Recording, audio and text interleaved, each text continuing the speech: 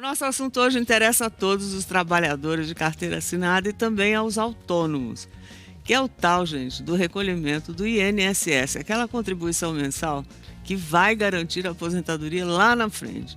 No comecinho do ano, com a reforma da Previdência, mudaram as regras da aposentadoria. Você lembra? Nós falamos sobre isso aqui.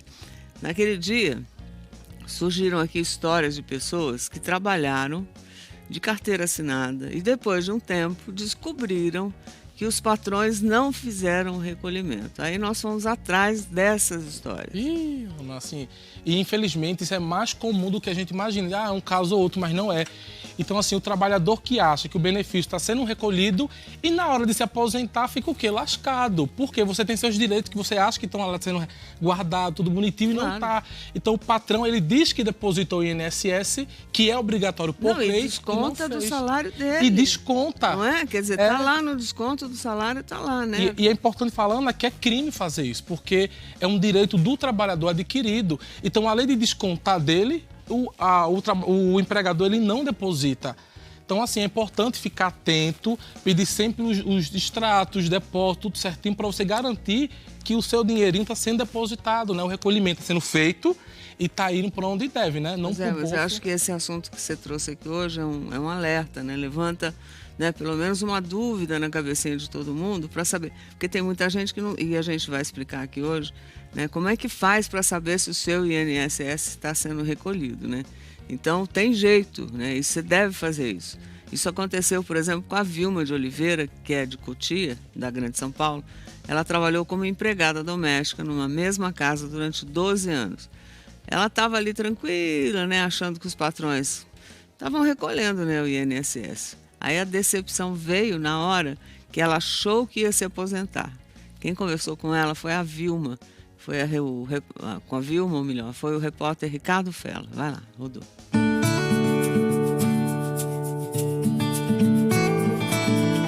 Era para me ter aposentado aos 60 anos, mas eu só consegui agora com 63 anos.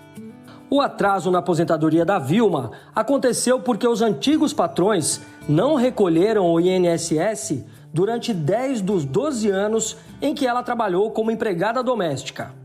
E quando é que você percebeu isso? Foi em 2008. Eu fui na agência da Previdência Social. Eu tinha o registro em carteira, mas eles depositaram só 1 ano e 8 meses. Aí eles deram os atrasados para me entregar para eles pagarem, só que eles não aceitaram, não pagaram, entendeu? Dava para pagar até aos poucos, né? Eles pegaram e me demitiram por telefone, porque eles não gostaram da minha cobrança, né? Eu senti muita frustração, muita decepção, na verdade, né? Porque sempre fui honesta com eles, né? E eu estava cobrando uma coisa que do meu direito, né? Na época, a Vilma não recorreu à justiça e nem tinha o suporte da PEC das domésticas, a proposta de emenda constitucional número 72, aprovada somente em 2013. A PEC veio para garantir e igualar os direitos das domésticas aos dos trabalhadores urbanos e rurais. E aí precisei trabalhar de novo e ir atrás do tempo perdido, né? Procurar outro emprego, porque eu tinha 4 filhos, né? Separada, né? Hoje, a Vilma está aposentada por idade e recebe um salário mínimo de benefício. Eu confiei demais, né? Eu fui mais pelo coração, vamos dizer assim. Eu deixei, né, para lá.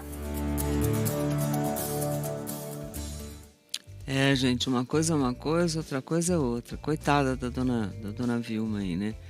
E os patrões, além de negarem o benefício, ainda demitiram quando ela foi buscar saber como é que estava, né? Não é, Gil? Que é um absurdo. Né?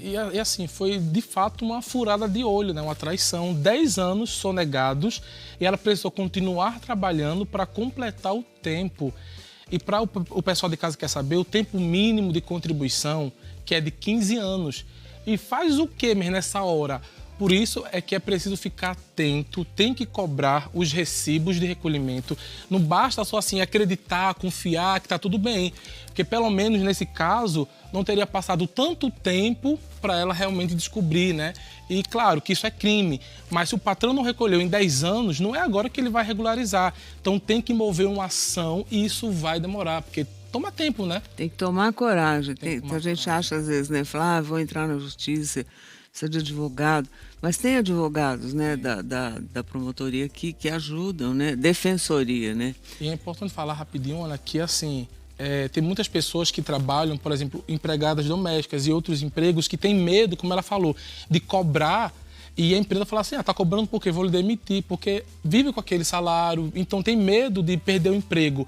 Só que lembre que você tem esse direito garantido, é seu, é do trabalhador, está sendo retirado, então tem que estar sendo colocado no lugar certo. Então assim, é seu direito, então não precisa ter medo, porque se alguém faz isso com você, está cometendo um crime, tirando um direito que é seu. E assim, não só acontece, Ana, com empregadas domésticas, não. Também empresas também fazem isso. Então é importante ficar atento. Tem também uma história com uma outra trabalhadora vigorosa que ela foi lesada pelos patrões.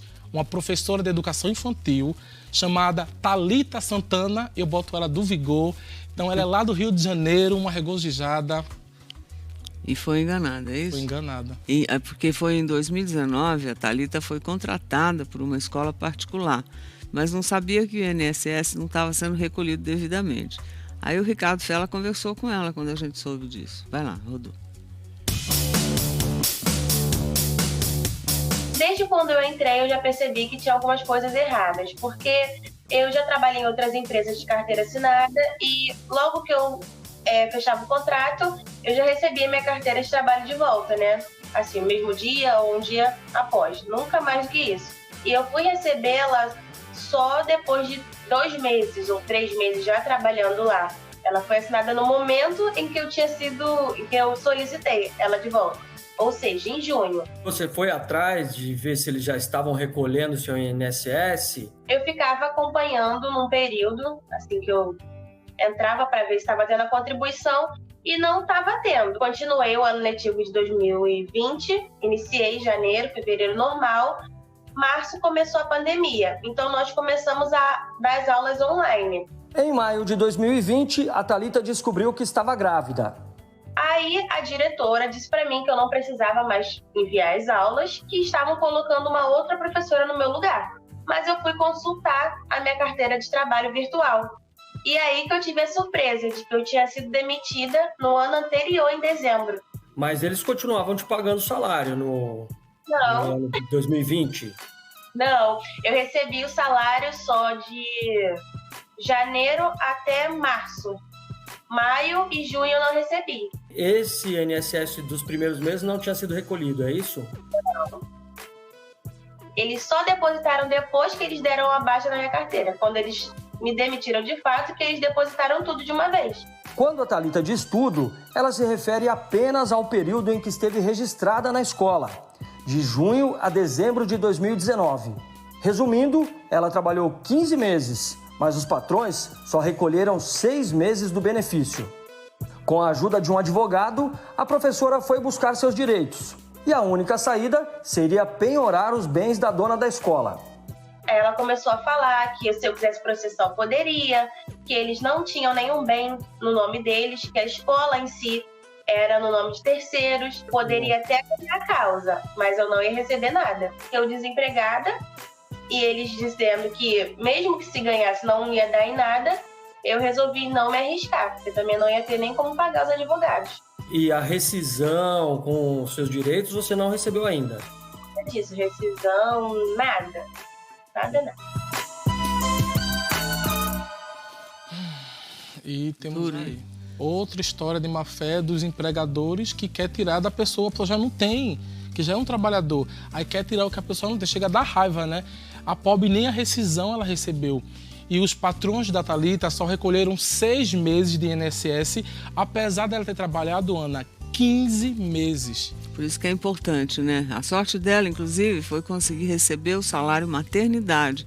Ela foi amparada pelo chamado período de graça, que dá ao segurado a garantia de receber benefício, mesmo se ele ficar 12 meses sem recolher o INSS. Mas, não é, Gil? Isso aí é uma coisa que... por isso que a gente está dizendo aqui, tem que acompanhar, né? Tem que acompanhar. E é importante falar que, como ela foi demitida em dezembro de 2019, ainda estava dentro do prazo quando ela descobriu lá, né, a falta de honestidade dos seus empregadores.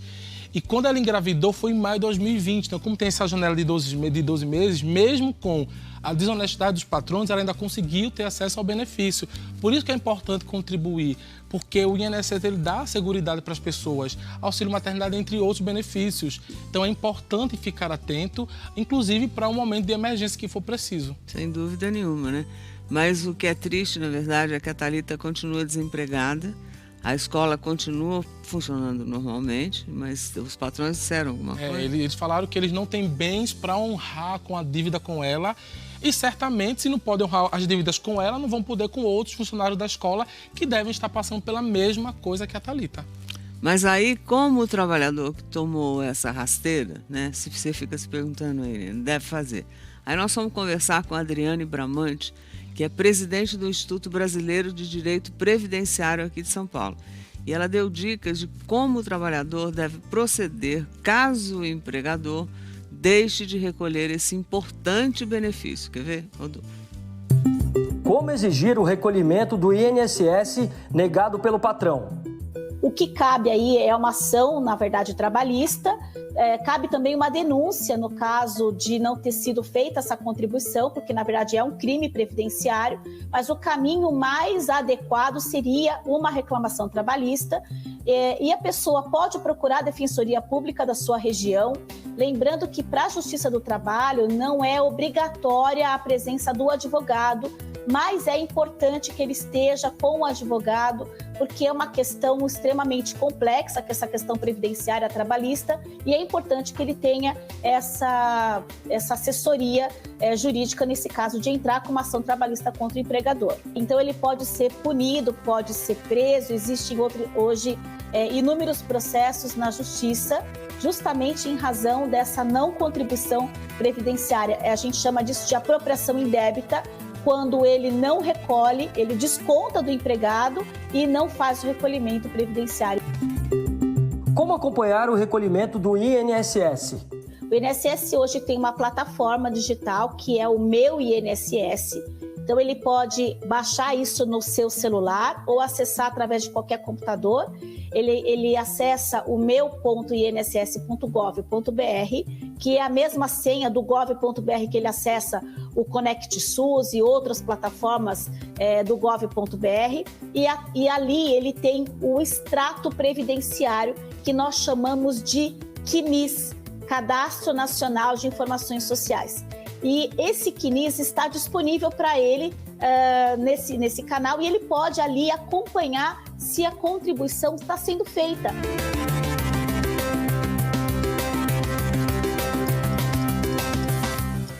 Por isso que é importante, né, Gil, estar cadastrado lá no gov.br. Então, todas as informações lá.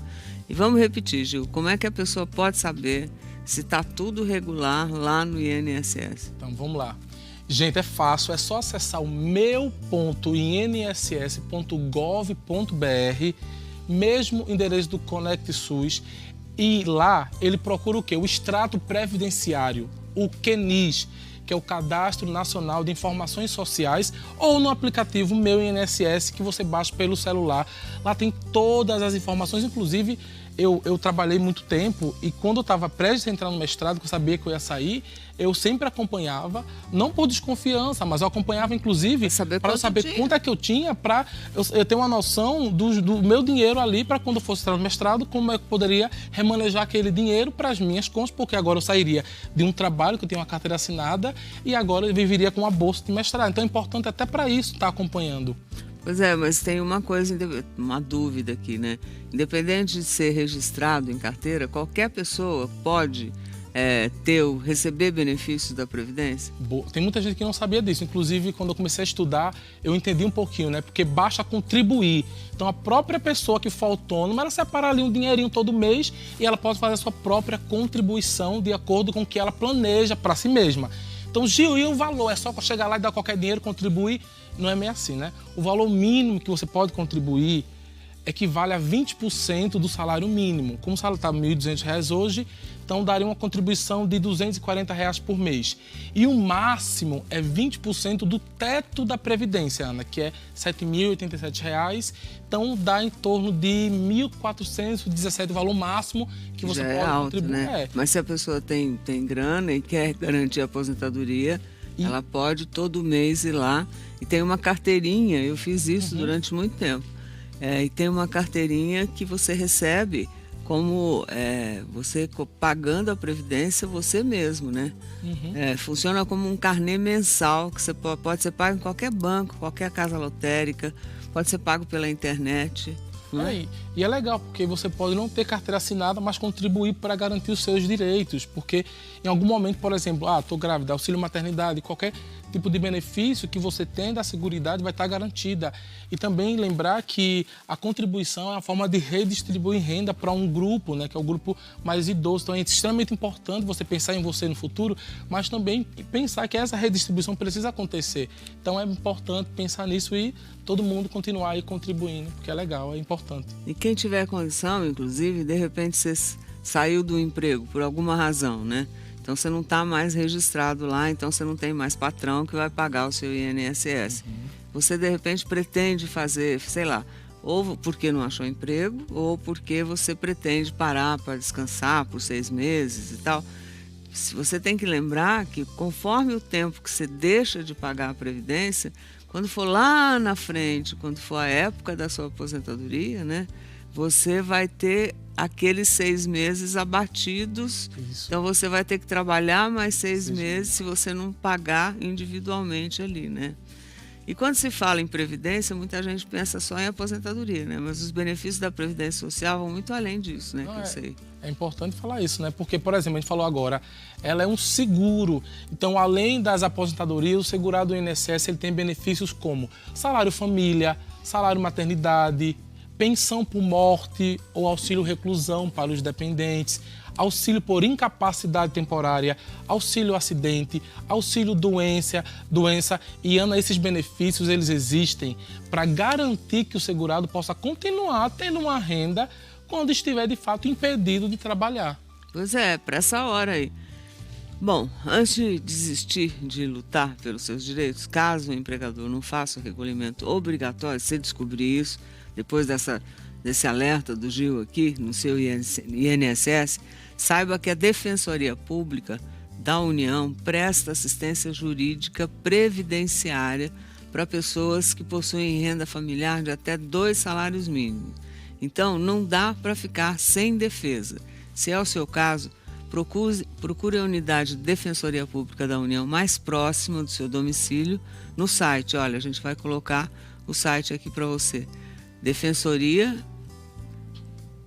eu não tenho meu site ali. E aí, mas está aí na ajuda, né? Aí, denuncie, porque sonegar recolhimento de benefício é crime, tá bom?